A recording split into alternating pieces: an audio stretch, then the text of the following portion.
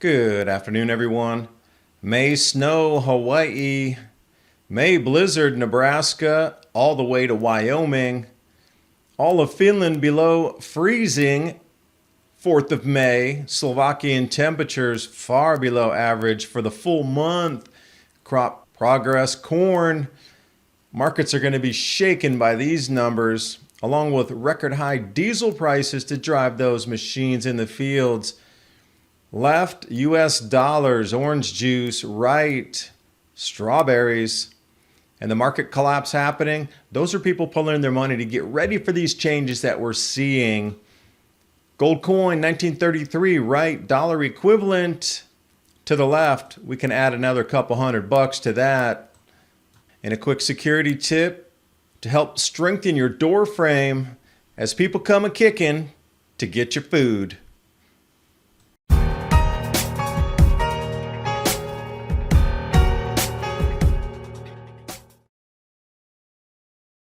Sell in May and go away. Crash is king. As the sell-off in the stock market has crushed Americans' IRAs and 401ks. Morgan Stanley says all stocks inside the index are likely to see a steep downward decline. Deutsche Bank and Citi are predicting a major recession. Barron's and Lawrence Lepard betting that gold hits 3,000 in the next 2 years. Russia, Saudi Arabia, and China are looking to diversify out of US dollar-denominated assets. And now Russia demanding payment for natural gas in rubles. So could this spell the end of the US dollar as the global reserve currency? Call the Patriot Gold Group today before it's too late. Patriot Gold Group has the no fee for life IRA, where your IRA or 401k can be in physical gold and silver, and you may be eligible for the no fee for life IRA on qualifying rollovers. Call 1-800-356-4470 for a free investor guide today. And with the knowledge that Patriot Gold Group is Consumer Affairs' top-rated gold IRA dealer from 2016 to present, click on the link in the description box below for more information. And now on with the video. Gonna start you right here. Panhandle slammed with 15 inches of May snow. Road closures, Mauna Kea in Hawaii snow. But let's just start with the blizzard conditions. White out all the way from the Panhandle into Wyoming. Seems like these snarling travel. Top snow reports 24 hours. This is the 2nd, 3rd, and 4th of May. Nebraska 15 inches. Wyoming 10 inches. And a glimpse in that direction. I wonder how soggy the fields will get because of this. And I want to bring you back into late January, where Kansas was hit with near record blast of snow. And they termed it a furious rounding of the larger mid-atmospheric zone. Shifting? Absolutely. From Wyoming through the grow zone. See that dark blue across America. Deep cooling means reduction in crop yields. And it does come down to the wetness in the fields. Some areas are having a drought at the moment, much needed this moisture. But other areas, especially in the Dakotas, there's something like 4x the precipitation normal and not able to get into the fields to do any plowing, any seeding at all. So it's a hodgepodge around the U.S. right now, but as we see globally, there's a lot of problems with food production. Now the fertilizer shortages are finally starting to hit the mainstream. Just as I was saying, the end of May into the first week of June will be the top 20% of earners in whatever country you're in will understand what's going on, add up the numbers and go, whoa, huge food shortage at the end of the year. We better start preparing right now. Hence the equities, all the stocks selling off. Those are people getting ready right now. I'll get into that in just a minute. But also looking at Mauna Kea, the summit, May snow in Hawaii. That's the big island though. A glimpse for you here of the 2nd and 3rd of May. And more anomalous cooling here. Finland, frost all over the country. And if you dig into the story further, every single location that was registering temperatures in Finland on the 4th of May was below freezing. 0 Celsius or 32 and below. And then on the European trend here, Slovakia, this is for the full April temperatures now being tabulated. Finally putting out the information here. 2.1 Celsius degree below the normal, and that is off the 30-year decadal average. Cold, wet month. Again, Slovakia looking at planting delays, and this is what it keeps rolling back to. Planting delays, fertilizer shortages, and things not getting in the ground. Then we can jump over to Hungary. Exceptionally cool April. 2 Celsius below the normal. And dare I say, jump into Europe. And where does that dark blue reside? Oh, over the same locations. Nothing to see here, though. But these matching locations in history of showing crop losses, I mean, you can look at it in a really simple formula here. That dark blue from the temperature reconstruction and the Maunder minimum equals the areas that are going to lose crops first as we go into this same cycle again. Declining crop yields is what seems to be the thing that is hidden or trying to be hidden across with all the other excuses coming in from the fertilizer shortages and this, that, the other, X, Y, Z, A, B, C, LMNOP. All of these things are right now every distraction except for knowing historical cycles in the past equal our future that has begun now. And as we look at the crop progress, corn planted, this is on the 2nd of May. Now, the reason the corn is so low this year, again, it comes back to the fertilizer and the herbicide shortages. So corn's an incredibly heavy feeder. This crop needs an enormous amount of fertilizer, so does sorghum, compared to other crops. So if you can't find the fertilizer, you're going to rotate into another crop. Soybeans seem to be the thing that a lot of American farmers are switching over to. This just verifies that the corn going into the ground is not going to be nearly what it has been over the last, 50 years. And then you start to look at what corn is used for across our world. Now you go to the ethanols and the animal feed, and those are low-hanging fruit.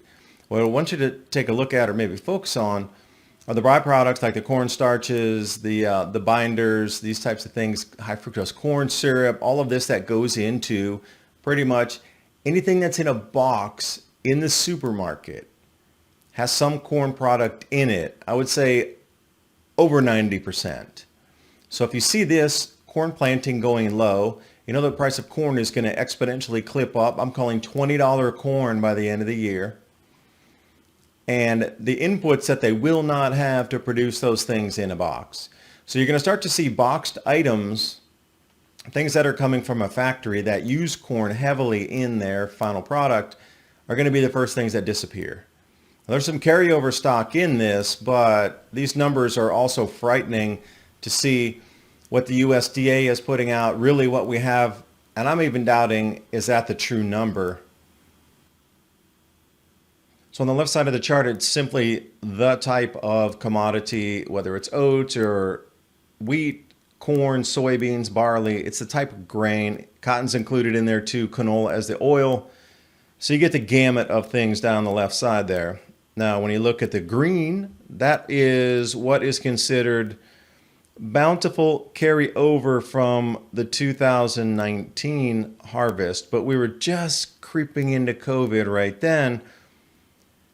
So I think to put it into perspective, it should have even included another year prior, 2018-19 ending stocks.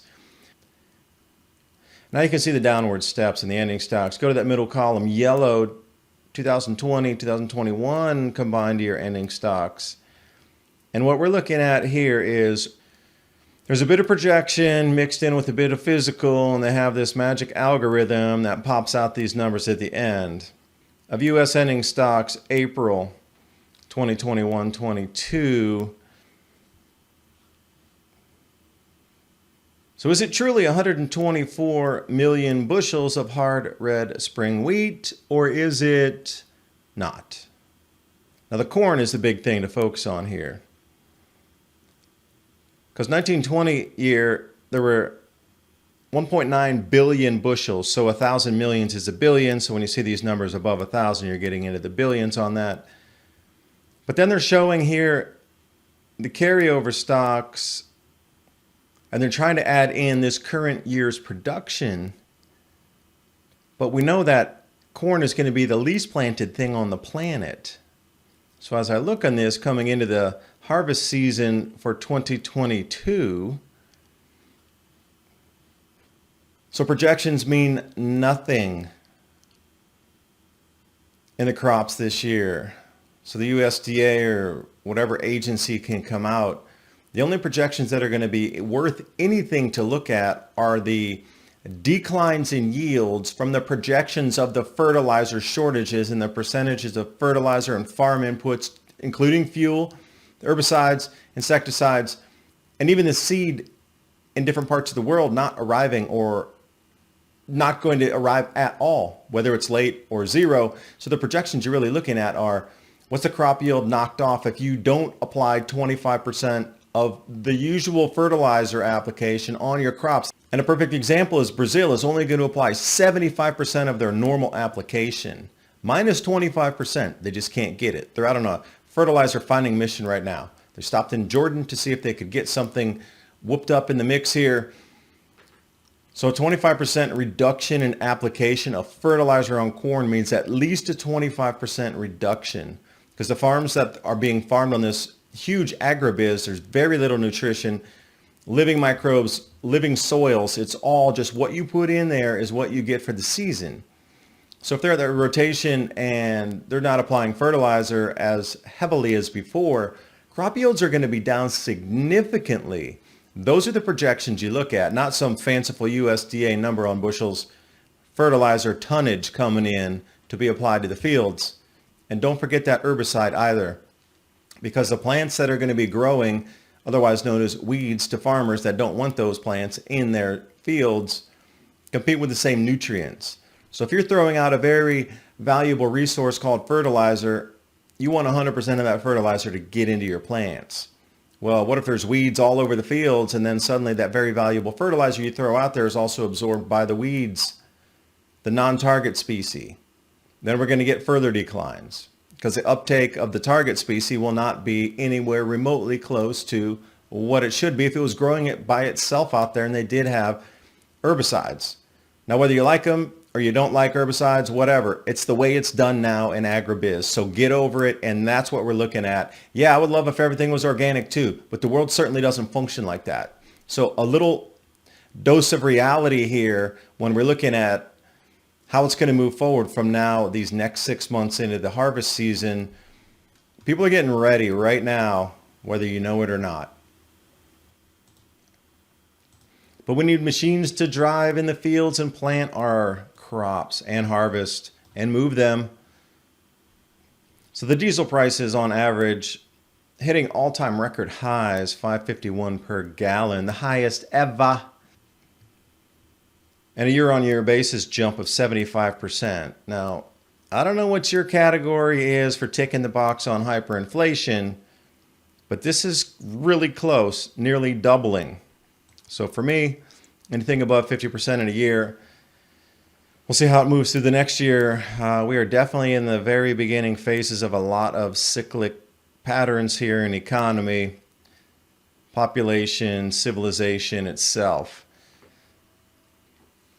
So to put in perspective, this chart here from diesel, record high per gallon, let's move into gasoline, and it surpassed the 2008 and 9 commodities super cycle economic crisis, surpassing that. So where do we sit now? Oh, we sit at more goods not being delivered because there was another massive disruption in Walmart, Indianapolis. This was on May 4th. And I want to bring you back to the old story of the shoeshine boy, pre-Great Depression. Here's how the story goes. It's probably an urban legend. But JP Morgan was sitting there having his shoes shined, and the shoe shine boy started telling him about penny stocks or some sort of stocks. And then he knew at that point that if the shoe shine boy was getting into stocks, that it was far too oversaturated. So that day they sold everything, and that was the beginning of the collapse. So the story goes. But again, can we see something very similar here? Let's roll into the gardener slash landscaper. And by the way, a new business model for landscapers and those into gardening will be building edible forests for those who have the means. They want to be able to have maximum food production in their local space where they can walk around and have a food forest. So my landscaper just informed me he does not have fertilizer and probably won't for at least a month. No big deal. We've been using coffee and compost, hand weed for years now. Awesome. See, we're going to need to build our soils again. So this person's far ahead of the curve already to understand the soil balance and building healthy soils. But if that doesn't strike fear into you, I don't know what will. We got water shortages, fires, food scarcity, inflation, hyperinflation, and all these things happening at the same time. So when it says at least a month, and knowing what I know and what the general fertilizer crowd knows, it's going to get leaner and tighter as we move through the next month.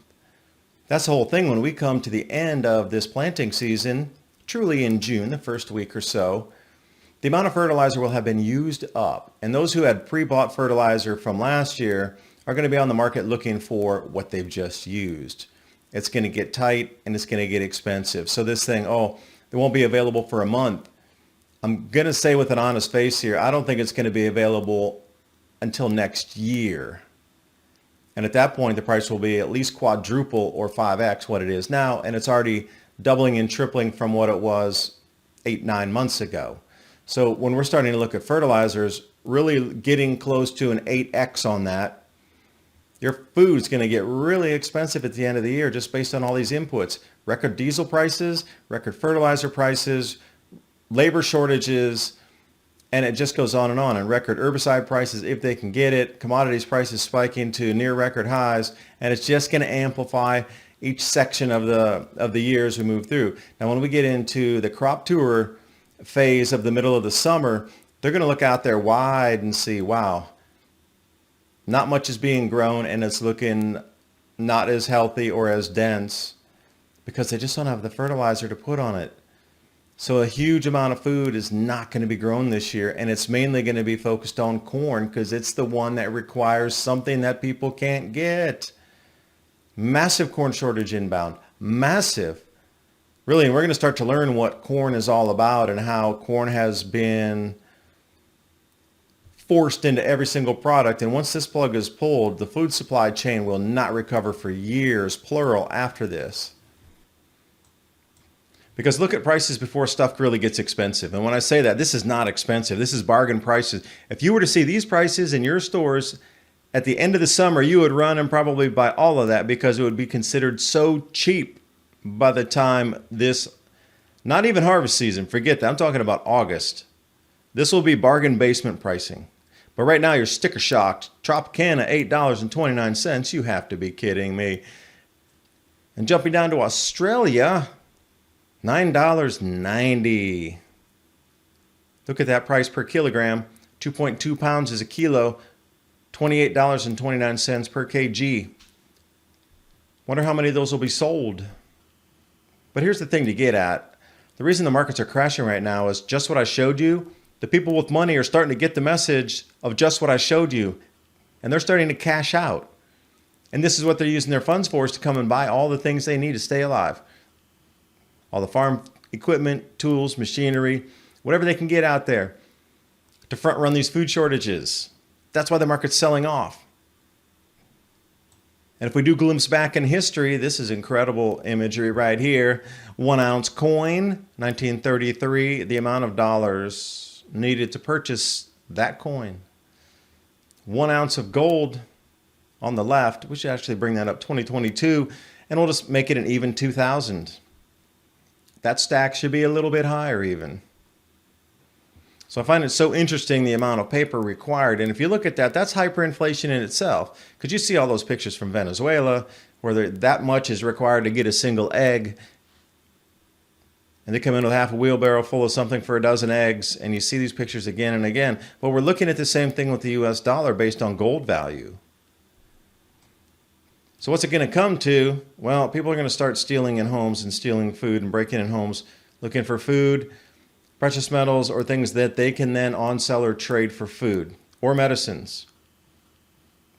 It's coming. It's here. Get ready. So a little security tip that also when I was remodeling my home, before we put slide bolts in on both sides of the doors, we also did the same exact thing here.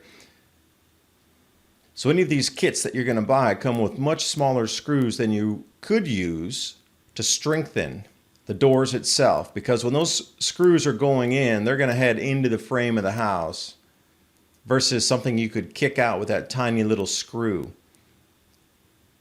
And then the option will be they'll break a window, but then breaking windows makes a lot more noise than kicking a door, which could be, a sound like that people aren't really alerted to as much as the sound of breaking glass.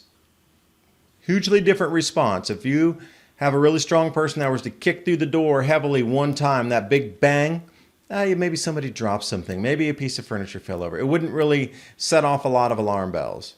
But when you go start breaking windows and people hear breaking glass, that sets off a lot of alarm bells. So thieves are going to go through the door first if they can with a kick. And that's it. We are going to have to think about security, which is a sad fact here in this interconnected world. We have the most interconnectivity ever. But all these things seem so planned the way the downfall is happening. It's almost as if a Jenga set. Well, take this piece out, take another piece out. But you're going to need to get ready for these types of things. When I was talking about this 3 months ago with others, it was 9 months before this was going to happen. Now we're into the first phase, which was definitely a check mark. If X happened, then there will be Y, which will come up during the crop tour. And I've been saying for 6 months or 9 months now, look for the fertilizer. It's going to be started to be reported about. It's going to have to. It's going to make the CNBC. It's going to make the business news, financial news, ag news. Those with money follow that kind of news. And they're exiting right now to get as much liquid capital as they can so they can walk in. Cash, cash, cash. I'll take your tools. I'll take your machines, whatever. So thinking about food and then storable foods in addition to what you grow. And you're going to have to work with your community's neighbors to grow even more and then realize how much work that will take and what you can save in automation if you do that. But we're going to come into some lean times. It's always good to have some storable foods. My Patriot Supply and Adapt 2030, that link's in the description box below. 25-year shelf life, 3-month emergency food supply, as well as seeds, trueleafmarket.com, heirloom and organic seeds for any grow zone on the planet. Those 2 links are in the description box below, along with all of tonight's image stories, graphs, with all links. Click and go, so you can share this information with your friends and family, and then you can do more of your own research and build on top of what I presented here. Thanks for watching. Hope you got something out of the video, and I'll see you next time.